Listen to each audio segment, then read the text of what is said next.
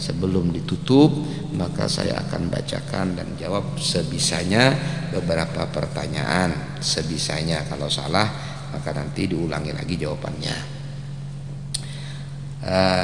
Bagaimana cara menyambut malam Lailatul Qadar bagi wanita yang sedang haid? Tentunya tidak dengan sholat, tidak dengan ibadah yang terhalang apabila dilakukan karena haid.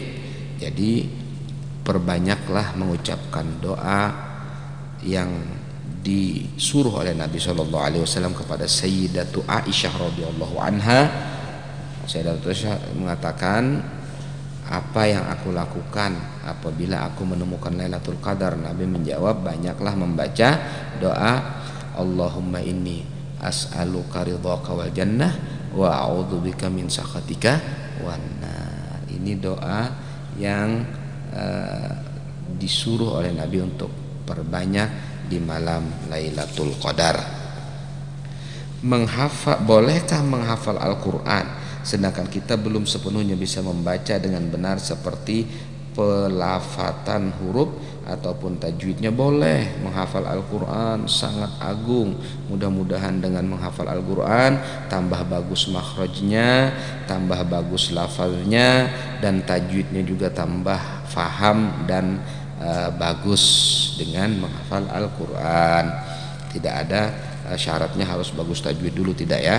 Jadi sambil berjalan, jadi tajwidnya dipelajari, makhrajnya dibujurakan, dan Al-Qur'annya dihafalkan, dan mudah-mudahan syukur-syukur bisa menghayati dan mengamalkan, tentunya dengan tahu artinya, belajar tafsir dan lain sebagainya. Amin. Tentang penggunaan tasbih elektrik untuk zikir, apakah boleh? Boleh. Masalah pahalanya tentunya mungkin lebih besar tasbih biasa. Kenapa? Karena tasbih biasa kan lebih sulit. Jadi sesuatu yang lebih sulit itu lebih besar pahalanya. Kata Nabi SAW kepada Sayyidatu Aisyah, ajruki ala qadri nasobiki, pahala engkau bergantung uyuhnya engkau. Nah kalau misalnya pakai tasbih yang biasa itu kan lebih uyuh menghitungnya, mengingatakannya. Kalau ini kan tinggal cetak-cetak aja. Tapi tidak apa-apa, dua-duanya dapat pahala insya Allah, selama yang dihitung zikir, sholawat. Jangan menghitung dagangan atau menghitung dan lain sebagainya pakai itu ya. Nah itu boleh, nggak apa-apa. Bagaimana caranya menghadapi iman yang naik turun, serta bagaimana cara memperkokohnya? Memperkokoh iman dengan banyak berzikir. Di antara zikir yang menguatkan iman, la ilaha illallah,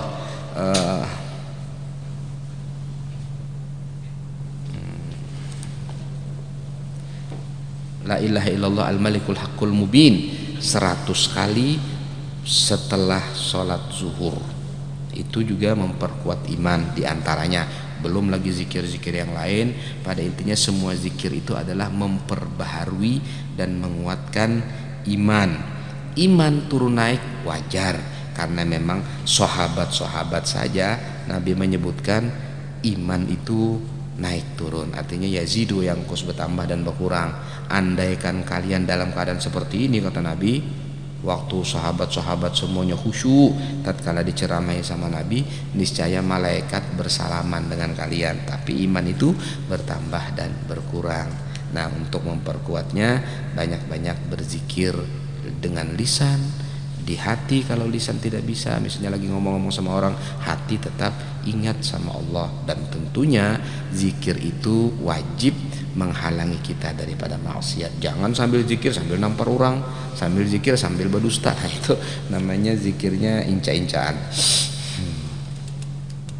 Bagaimana taubat anak yang durhaka? Dia mengganti kedurhakaannya dengan bakti kepada kedua orang tuanya. Jika masih hidup, maka lakukanlah bakti itu. Jika sudah meninggal, dengan banyak-banyak berdoa untuk keduanya, istighfar untuk keduanya, bersedekah pahalanya disediakan untuk keduanya, menyantuni orang-orang yang dicintai oleh keduanya, menyambung silaturahmi yang punya hubungan dengan kedua orang tuanya, dan lain sebagainya. Begitu tatkala seorang sahabat Nabi bertanya, ya Rasulullah, bagaimana, apakah saya masih bisa berbuat bakti kepada kedua orang tua saya sedangkan mereka sudah tiada? Kata Nabi, bisa. Istighfar untuk keduanya, sedekah untuk keduanya, kemudian menyambung silaturahmi yang tidak tersambung kecuali dengan berkat keduanya, kawan abah kita, keluarga yang dari abah, keluarga yang dari ibu, dan lain sebagainya. Kemudian mengingat kawan-kawan mereka, datangi, santuni, berbaik kepada mereka, dan lain sebagainya.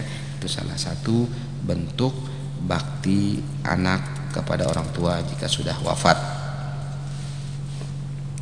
Apa hukumnya sholat di rumah orang yang non muslim selama di rumah itu tidak ada kita melihat zahir najis? Boleh saja. Misalnya karpet bersih, asal kiblatnya tahu loh ya tanya sama dia nggak mungkin karena dia tidak sholat karena non muslim kan. Ya kita pakai kompas misalnya atau pakai HP yang ada kompasnya, boleh lah ya kan. Ya kita menghadap kiblat, yang penting bersih, tidak menjadi masalah kecuali kelihatan zahir bahwasanya itu ada najisnya, maka dihukumi najis. Tapi kalau ternyata tidak ada, maka suci secara zahir.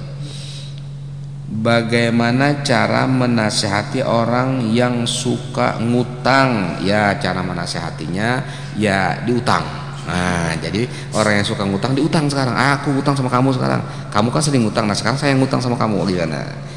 Orang yang ngutang itu adalah lahan pahala bagi kita yang punya uang. Makin banyak orang yang ngutang kepada kita, berarti pertama kita makin kaya. Yang kedua, orang menyangka kita orang kaya, ya kan? Yang ketiga, menambah rezeki kita. Yang keempat, pahala kita. Orang ngutang itu membawakan pahala 18. Kalau sedekah itu pahalanya 10, uangnya hilang 10 kali lipat. Tapi kalau utang 18. Karena apa? Orang ngutang 1 juta, kalau sedekah 1 juta hilang udah. Kalau orang ngutang 1 juta, 1 juta kan nanti dibayar kalau dia bayar. Nah, sedangkan pahalanya 2 kali lipat pahala sedekah.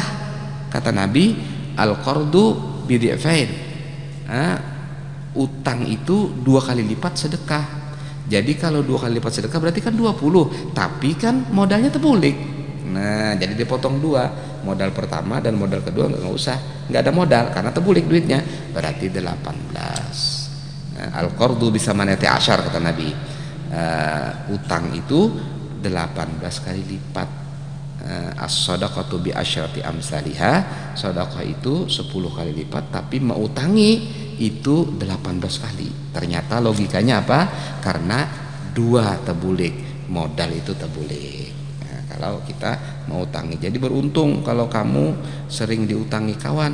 Ya, selama kamu masih mampu, silahkan, ya kan. Bagaimana hukumnya istri menyuruh suami untuk melakukan pekerjaan rumah? Sebenarnya kata menyuruh itu tidak pantas, karena menyuruh itu adalah atasan ke bawahan, sedangkan istri adalah bawahannya suami, bukan suami bawahannya istri. Ya mungkin meminta, memohon, atau minta tolong, itu lebih halus bahasanya. Ya tidak masalah kalau memang ternyata suaminya ringan saja, senang saja, enjoy aja kata bapak.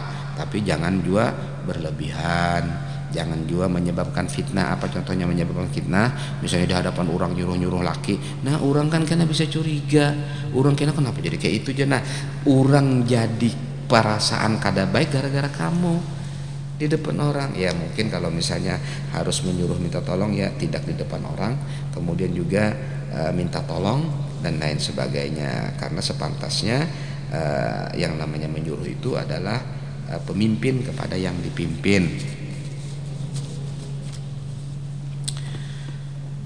Caranya, ada seseorang yang menggadaikan kendaraannya kepada saya, apakah boleh saya memakai kendaraan tersebut? Boleh, yang penting izin, dan cara memakainya itu tidak dengan cara yang tidak pantas atau berlebihan. Apa maksudnya? Misalnya seharusnya kan kendaraan itu paling banyak berdua, ini diisi bertiga, nah berarti sudah teledor. Dan apabila teledor, maka itu jika rusak wajib untuk mengganti.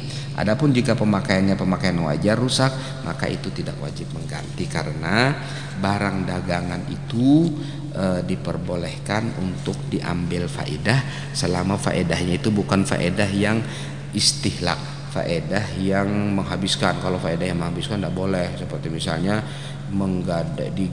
digadai sapi perah, tiap hari diambil susunya, nggak boleh ya. Jadi itu tetap hak milik orang yang punya barang itu. Gadai itu hanya jaminan untuk membayar utang, orang berutang, terus jaminannya barang ini.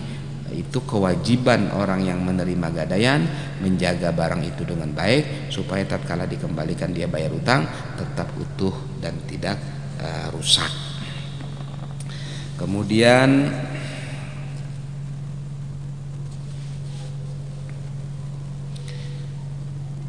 suami saya sudah meninggal 5 tahun yang lalu dan meninggalkan 4 orang anak. Bagaimana cara membagi harta warisannya menurut agama Islam? Kembali kepada guru-guru yang faham dalam warisan, karena warisan itu harus detail. Anaknya itu 4, laki-laki atau perempuan dan lain sebagainya. Meninggalnya harus diperhitungkan. Kemudian siapa saja lagi ahli warisnya, itu detailnya panjang, tidak mungkin kita bahas di sini. Pada intinya datangilah guru-guru yang paham tentang ilmu waris dan ceritakan lebih lengkap. Gimana caranya niat yang benar supaya jangan waswas, dan gimana contoh niat imbiasul qalbi? Mohon penjelasan guru. Imbiasul qalb itu artinya membayangkan di dalam hati atau bergeretek di dalam hati untuk melakukan suatu pekerjaan yang akan dia lakukan pada waktu itu. Menurut Imam Abu Hanifah, imbiasul qalb itu cukup, tidak perlu niat. Jadi cukup dia ingin, ya sudah, sholat aja gitu. Tapi itu mazhab Imam Abu Hanifah. Kalau mazhab Imam Syafi'i itu tidak cukup imbiasul qalb, tapi wajib ada qasad, wajib ada ta'yin, dan wajib ada fardiyah, yaitu 3 macam ini. Bagaimana caranya? Usolli, saya sholat, ini namanya qasad. Kemudian zuhra, nah itu namanya ta'yin. Fardhu zuhri, fardhu itu namanya fardiyah. Zuhri artinya ta'yin, harus ada 2. Jadi usolli fardhu zuhri sah ya. Kalau misalnya ditambah mustaqbil kiblat, salah barakaat itu cuma sunnah saja. Jadi niat wajib 3 hal itu. Nah, kalau misalnya hanya di dalam hati berkehendak saja, itu namanya atau imbiasul qalb, itu menurut Imam Abu Hanifah itu boleh. Di bulan Ramadan itu sunnah, apakah boleh mandi malam? Itu sunnah apa ini? Apakah mandi di setiap malam? Bukan sesuatu yang sunnah, tapi ini sesuatu yang mustahabah yang dianjurkan oleh para ulama demi untuk menta'zim Ramadan. Ramadan adalah sesuatu bulan yang sangat pantas untuk kita ta'zim di dalamnya. Di antara ta'zim malam Ramadan adalah kita mandi di setiap malam bulan Ramadan. Mungkin tidak harus ba'dal maghrib, bisa ba'dal tengah malam atau bisa sebelum fajar, barangkali yang penting diniatkan ta'zim Ramadan, untuk mengagungkan bulan Ramadan. Kalau misalnya berhalangan, seumpama ada sakit atau misalnya ada rematik dan lain sebagainya, kata dokter kalau mandi malam itu nggak baik, maka silahkan, nggak apa-apa, karena ini pun juga mustahabah. Mustahabah itu artinya anjuran para ulama yang mana mereka menyimpulkan dari Al-Quran, hadis, ijma dan qiyas. Tapi itu adalah amalan mentakzim. Barang siapa yang mengagungkan syiar Allah, maka itu adalah hati yang takwa kepada Allah Subhanahu wa ta'ala.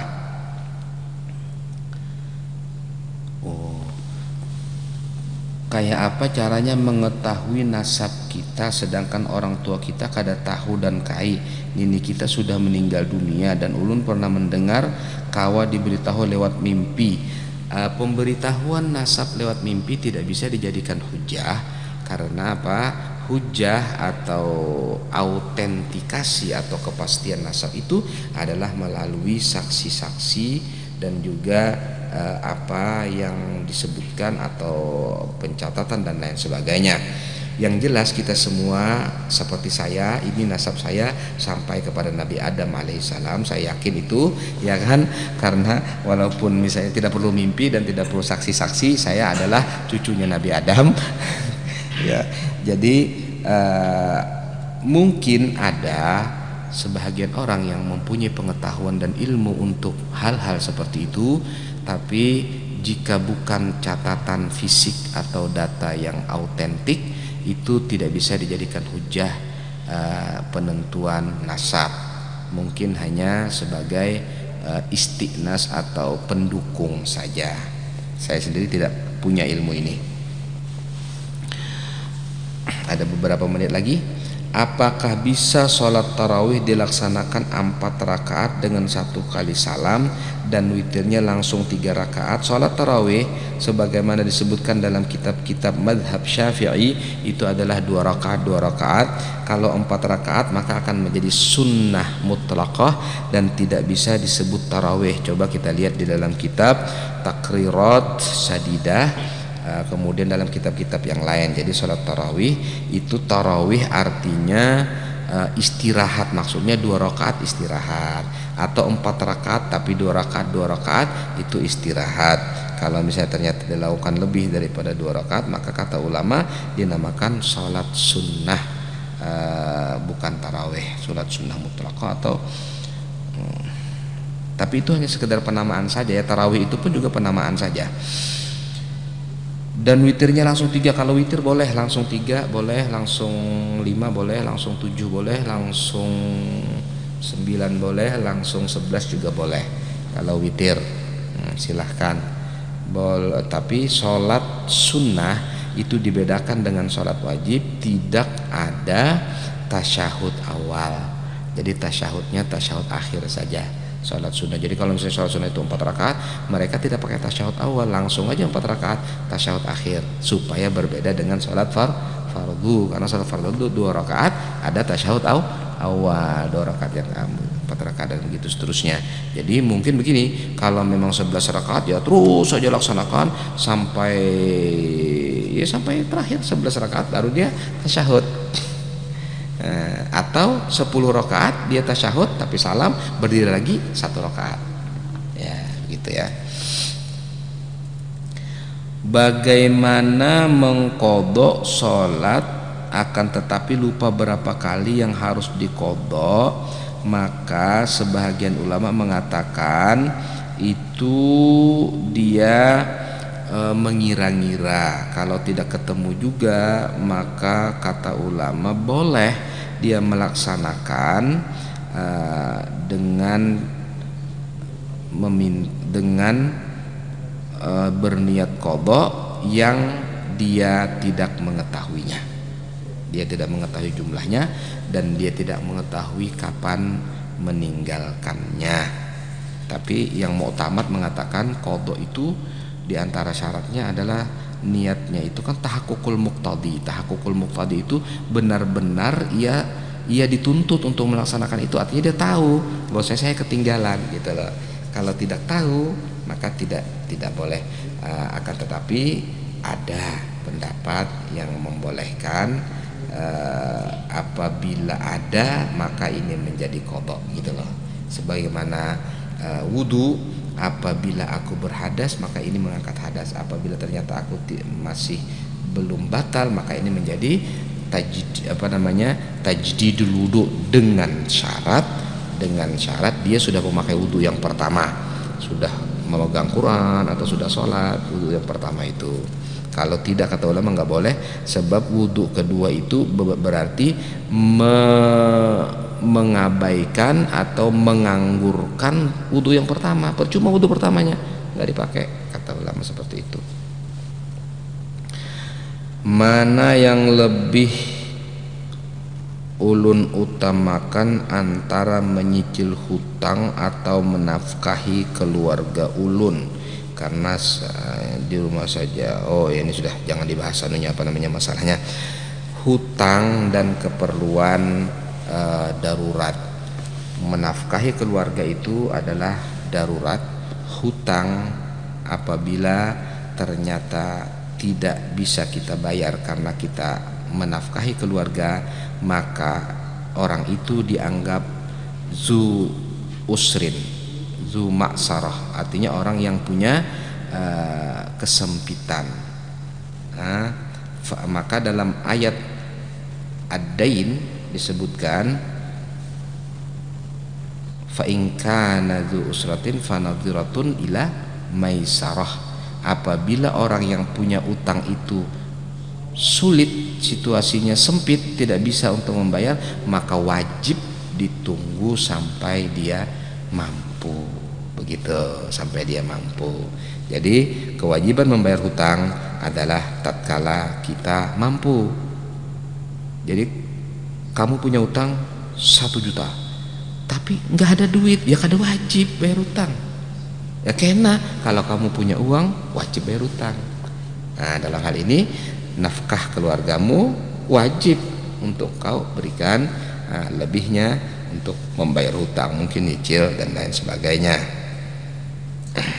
Tapi kalau kamu punya sepeda motor, jual sepeda motormu untuk bayar hutang loh ya. Kan itu sudah lebih daripada untuk keluarga. Ini kalau memang kada bisa sama sekali apa-apa dijual misalnya, nah itu ada perincian yang panjang masalah itu ya, dalam kata ulama.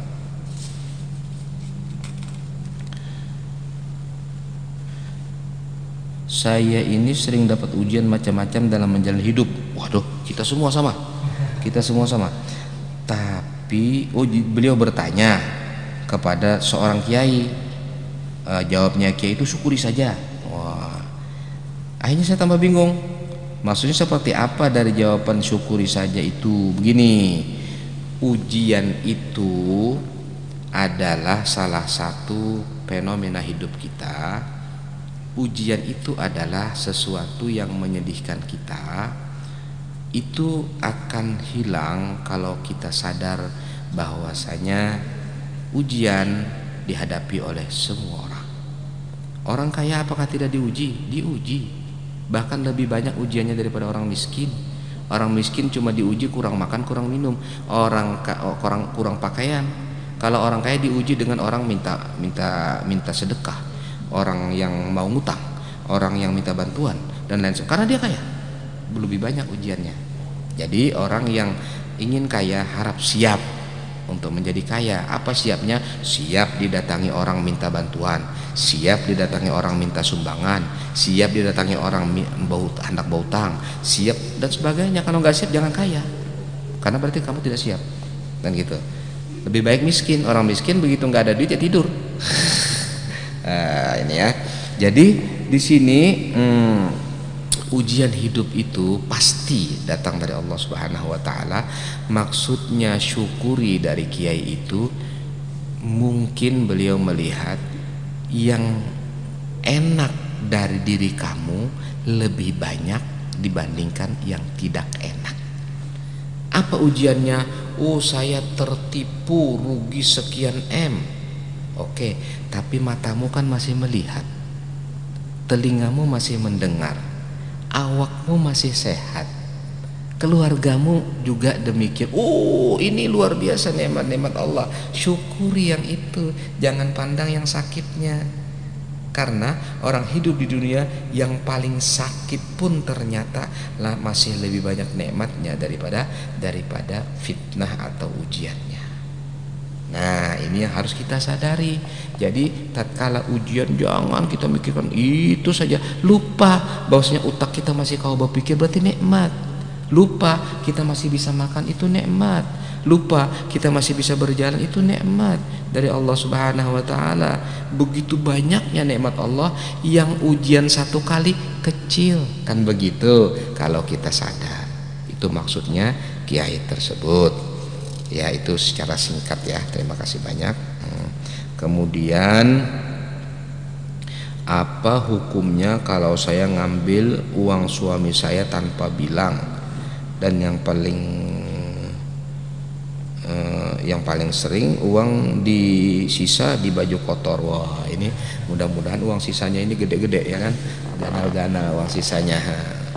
Nah, harta suami itu adalah harta suamimu, bukan harta kamu. Tatkala engkau mengambil, maka seharusnya engkau minta izin. Tapi jika yang kamu ambil itu 50% lebih suamimu akan ridho, nggak apa-apa kamu tidak izin. Paham ya? Artinya begini, saya mengambil kamu, bukan saya, kamu yang tanya ini mengambil uang suamimu berapa? 100.000. Oh, suaminya itu miliarder kok. Ya, ini kira-kira suaminya rela apa enggak? Yo, sangat rela, cuma segitu. Nah, beda kalau suamimu ternyata kuli bangunan atau buruh kasar yang penghasilannya cuma 100.000 sehari. Tiba-tiba kamu ambil 100.000, gimana dia mau belanja? Pasti dia marah. Nah, yang dikhawatirkan itu marahnya, karena ini masalahnya hubungan suami dan istri ya. Artinya istri ada hak, tapi setelah diberi oleh suami, tentunya seperti itu. Jadi jika yang kamu ambil itu dalam perhitungan si istri, suaminya akan ridho, silahkan.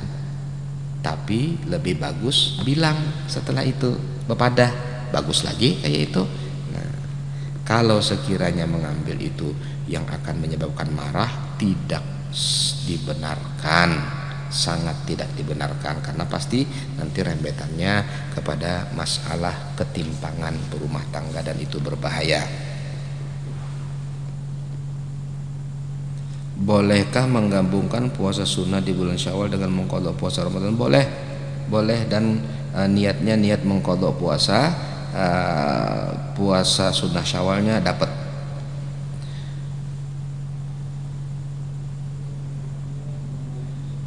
Ulun kada ingat mengqadha puasa Ramadan. Kayak apa kalau ulun kada ingat mengqadha puasa Ramadan sedangkan puasa Ramadan sudah masuk besok hari? Besok ah? Oh enggak, maksudnya ini jika masuk besok hari, ya berarti Anda wajib mengqadha setelah Syawal, tapi plus membayar dendanya 1 mud.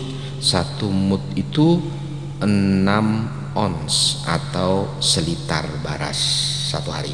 Jadi kalau puasa Ramadan itu tidak diqadha, seharusnya diqadha, nggak sempat, masuk Ramadan satunya, mengqadha setelah Ramadan yang lain, maka itu plus 1 liter baras disedekahkan. Demikian, mudah-mudahan manfaat bagi kita berataan. Amin ya rabbal alamin. Wallahumma waffiq ila aqwamit thoriq. Assalamualaikum warahmatullahi wabarakatuh.